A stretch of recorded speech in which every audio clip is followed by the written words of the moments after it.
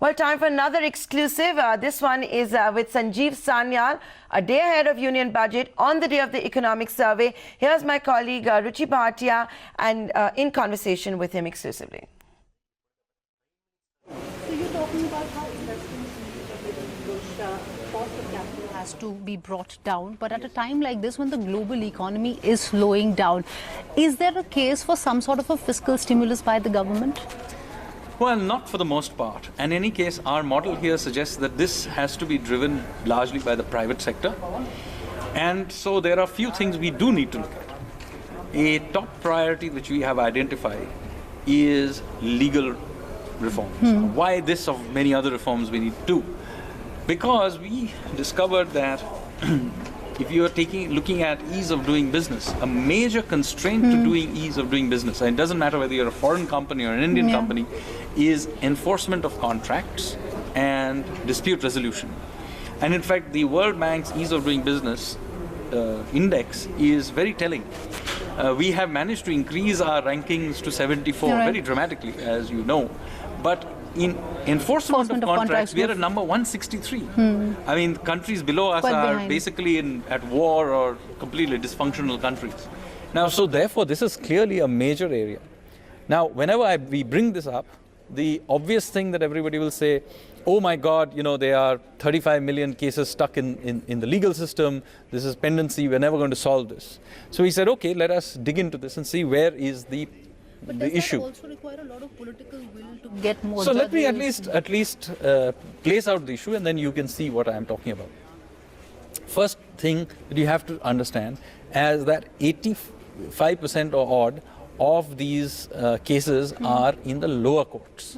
Much of the debate tends to happen about the higher courts, but in fact much of this problem is in the lower courts.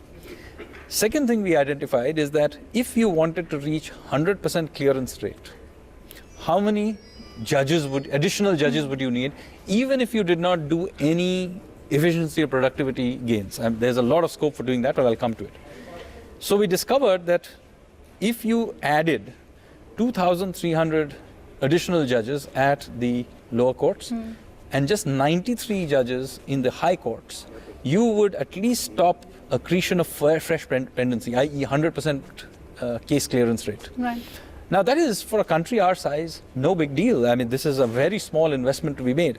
In addition, there is also scope for doing efficiency gains, and then we have put down the numbers for it. How much are the efficiency gains we would need if we did it just with the current level of number of judges? And I think, if I remember correctly, the efficiency gains are 50.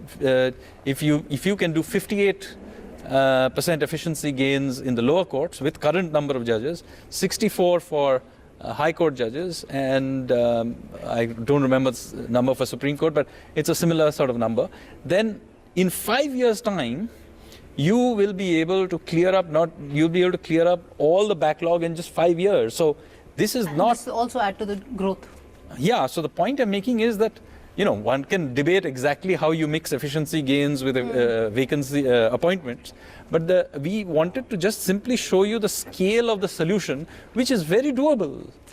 You know, coming back to the question that I was asking, it requires a whole lot of political will to get the basic judicial reforms, legal reforms. No, of course it requires political will. It requires partnership with the judiciary, which of course they themselves have been raising these issues. So it requires partnership from various quarters, and by the way, the wider legal fraternity as well, not just the government or the judiciary, but also the ecosystem of bar councils and so on. But the first thing you need to do is to identify the fact that this is now the single biggest hurdle to economic growth, and to also show that the changes required may be large, but they are not in a dimension that we can't do. So, you know, let me shift focus and talk about the other, issue that you've highlighted in the survey. You're talking about going beyond the economics of